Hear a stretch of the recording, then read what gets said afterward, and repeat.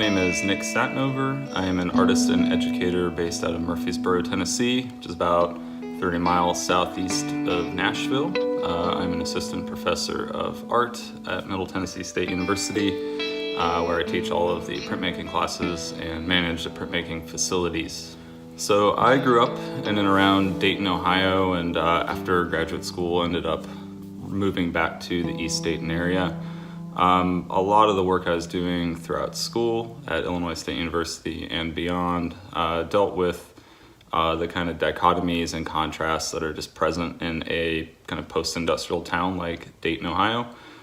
So it's a site of innovation, but also a place that was hit pretty hard by the recession, with a lot of factory labor kind of shuttering and moving away. In my time living there, I saw the closure of the General Motors assembly plant in Moraine. So there's a lot of these kind of post-industrial spaces, factories that were no longer being used. But it is a site of innovation, the invention of powered flight, and the largest holder of patents for a single city. So what you're seeing now is kind of this resurgence of use and kind of entrepreneurship in that area. So growing up with that amount of contrast and duality, I think really informed my interest as a visual artist. So a lot of the work in Coalesce is rooted in these ideas of pushing together disparate things, of oppositional forces engaging with one another in a single image or within a space. All right, so in terms of designing work, I'm not much of a drawer or a draftsperson. I don't really sketch, but my process for developing works is rooted in observation of the built environment or of place and space. So I tend to move around either by walking or running and kind of make observations, and then those observations get developed through writing, note-taking, and a lot of editing and kind of like beta runs.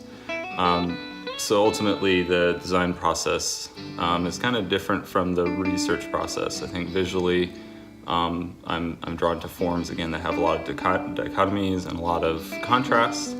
And so I'll develop sketches that are very rough, thumbnails that are kind of trying to put together an idea, two different patterns in the company of one another or a frame within a frame, and then situate these phrases or notes within those, and being very conscious of, the ways I've done it before, so that they're somewhat self-referential, but also looking at kind of my own history of making those so I can design new options. So if I have, a divided composition, how many different ways can I divide the page in half and put something in the middle of it, and kind of explore the limitations of that rule and try to make as many options with that same rule.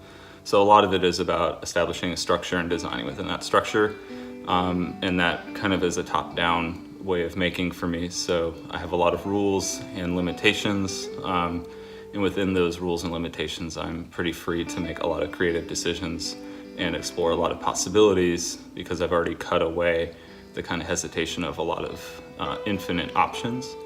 And I kind of find that limitation is really good for making creative and strategic decisions. So for me, printmaking has a relationship to labor and production and kind of a more democratized image.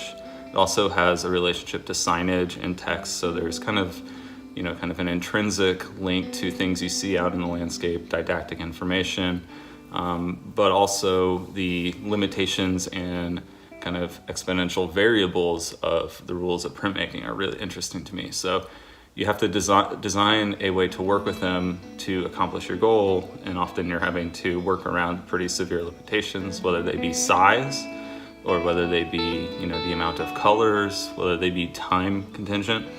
So for me, the limitations of printmaking allow really, really precise and strategic thinking and planning. And like I said, I tend to identify the structure and work within that. So printmaking provides a structure, and it's kind of within that structure that I can do a lot of improvisation and develop images that are kind of built upon a set of rules. And most of the prints are built through a reduction process, so printing a layer and then overprinting with less information and overprinting with less information. So it kind of secures together an image where there can be a lot of disparate information, but because it's all been put together with precise registration and kind of built from one layer all the way in the back to the layer closest to you as a viewer, it's going to kind of lock together and look coherent. So the title of this exhibition, I have thought about the word coalesce, both mirroring the repetition and the kind of division that's present in all the works, and also in the layout of the gallery being kind of a left wall and a right wall that kind of mirror one another. And each work is divided in a way that mirrors left and right with approximate symmetry. And it's also a coming together of disparate materials. And so the left wall and the right wall are equally numbered works that are made of those divided surfaces, and they kind of reflect one another, but they also unify as they're kind of mirroring one another. And the work in the furthest wall, the large installation, is kind of a giant distillation of that same concept. So the layout of the gallery is reflected in the layout of each piece. And then for me, the title is talking about the coming together of disparate materials or disparate things or disparate ideas. And that's really at the heart of what is driving all of these works I've created for the show. So when I was researching graduate schools back in 2008 and 2009, and I had applied to study at Illinois State, largely to do with the faculty who are there now and who were there previously. I was invited to visit before I made a decision, and one of the stops was at the MCAC. And there was a show of Illinois artists from around the state.